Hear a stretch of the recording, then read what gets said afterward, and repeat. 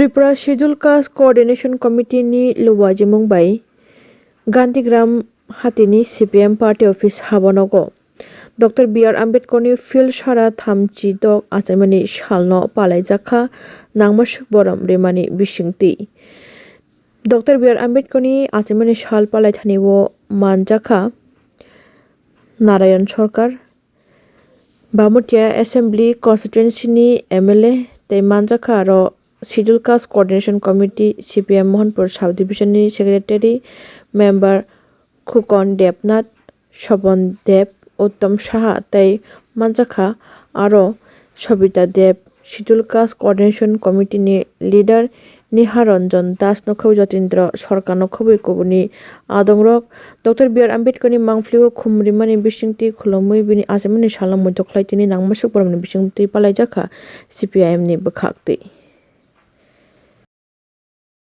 জন্ম আজকে এই অনুষ্ঠানের আমরা সভাপতি উপস্থিত আছেন সিপিআইএম নেতৃত্ব কমরেড খোকন দেবনাথ স্বপন দেব উত্তম সাহা এবং সংগঠনের নেতৃত্ব আছেন নিহারঞ্জন দাস সহ নারী নেতৃত্ব সবিতা দেব এবং অন্যান্য কমরেড। আজকে খুবই একটা গুরুত্বপূর্ণ দিন, যদিও সংক্রান্তির দিন পরেই ওনার জন্ম দিবসটা বেশিরভাগ সময় আমরা সারা দেশেই এবং রাজ্যের বিভিন্ন প্রান্তে আমরা ওনার জন্মদিবস পালন করে থাকি, কারণ উনি একজন স্বাধীন ভারতবর্ষের একটা গুরুত্বপূর্ণ ব্যক্তি। স্বাধীনতার পূর্বে ওনার অবদান ছিল, আর স্বাধীনতা হওয়ার পর বিশেষ করে সংবিধান প্রণয়নের ক্ষেত্রে ওনার ভূমিকা খুবই গুরুত্বপূর্ণ। কারণ আমাদের দেশে যেভাবে দেশ পরিচালিত হয়, আইন পরিচালিত হয়, সেটা নির্ভর করে টোটালি সংবিধানের উপরে।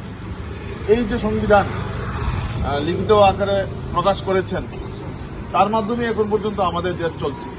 কিন্তু বর্তমান দেশে এবং বর্তমান যে রাজ্য পরিস্থিতি, এই রাজ্য পরিস্থিতিতে সংবিধান আক্রান্ত।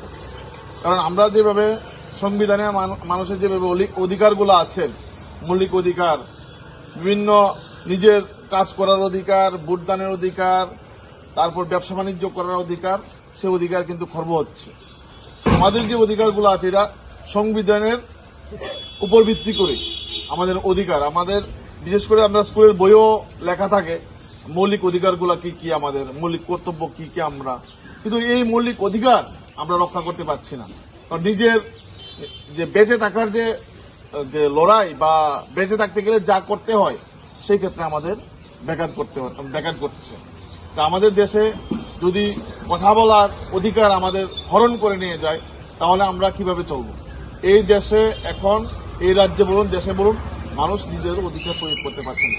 এরকম ভাবে আপনারা দেখেছেন আমাদের রাজ্যে বা দেশের বিভিন্ন প্রান্তে যে নির্বাচন হচ্ছে, মানুষ কিন্তু ভোট দিতে পারছে না। মানুষের যে একটা বিরাট বড় অধিকার, ভোটদানের অধিকার, সেই অধিকার কিন্তু খর্ব হচ্ছে।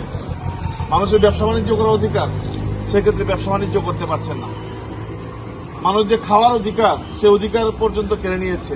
কে কি খাবে, কে কি করবে, সেটাতে পর্যন্ত আজকে দেশের সরকার হস্তক্ষেপ করছে। মানুষ কোন ধর্ম পালন করবে, সেটা সংবিধান আমাদেরকে অধিকার দিয়েছে। আপনি কোন ধর্ম পালন করবেন, হিন্দু ধর্ম পালন করবেন, খ্রিস্টান, বৌদ্ধ, মুসলিম, এটা আপনাদের ব্যক্তিগত ইচ্ছা। সেই অধিকারের পর্যন্ত তারা হস্তক্ষেপ করছে। তারপর আমাদের যে সাম্য, মৈত্রী, যেটা আমাদের সংবিধানের মধ্যে লেখা আছে সুন্দরভাবে, যে আমাদের জাতিভেদ কোনো থাকবে না, এক জাতি এক প্রাণ একতা, এই যে আমাদের যে এই বৈচিত্র্যের মধ্যে ঐক্য, এই বৈচিত্র্যের মধ্যে ঐক্যের পাচল আছে এই দেশের সরকার, রাজনৈতিকভাবে বলুন আর তাদের প্রশাসনের নীতি বলুন। আমাদের দেশে মানুষ কথা বলার অধিকার হারিয়ে ফেলেছে, রাজনীতি করার অধিকার হারিয়ে ফেলেছে। আমরা যেই জায়গাতে দাঁড়িয়ে কথা বলছি, যখন আমাদের সরকার ছিল, এই এলাকার মানুষ খুব সুন্দরভাবে ভোটদান করতে পেরেছে, খুব সুন্দরভাবে নিজেদের অধিকার রক্ষা করতে পেরেছে, ব্যবসা বাণিজ্য করতে পেরেছে। এখন গান্ধীগ্রামের অবস্থায় বলুন, আমাদের গান্ধীগ্রামের মানুষ পর্যন্ত এই স্বাধীন ভারতবর্ষে পরাধীনতার মতো বসবাস করতে হচ্ছে। কেন? এই রাজ্যে যারা সরকার চালাচ্ছে, দেশে যারা সরকার চালাচ্ছে, তারা সংবিধানকে তারা মানতে নারাজ, এই সংবিধানকে তারা গ্রহণ করতে রাজি না।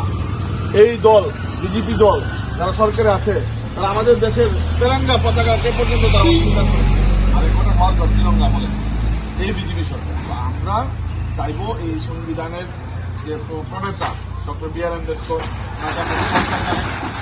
এই সংবিধান রক্ষা করতে গিয়ে আমাদের কমরেডরা সবসময় অবিরামভাবে দেশের বা বিভিন্ন সংগঠনের মাধ্যমে ওনার যে সংবিধান রক্ষার জন্য কাজ করে যাচ্ছে। আমরাও আমাদের তফসিলি জাতি সমন্বয় সমিতির উদ্যোগে প্রোগ্রাম হলো যে আমি চাইবো সবাই মিলে যে সংবিধান যাতে রক্ষা হয় এবং আগামী দিন যাতে সংবিধান সুষ্ঠুভাবে মানুষ এই সংবিধানের মাধ্যমে যাতে নিজের অধিকার প্রয়োগ করতে পারে, সেই দাবি আশা রেখে আমার সংক্ষিপ্ত আলোচনা শেষ করছি। ধন্যবাদ।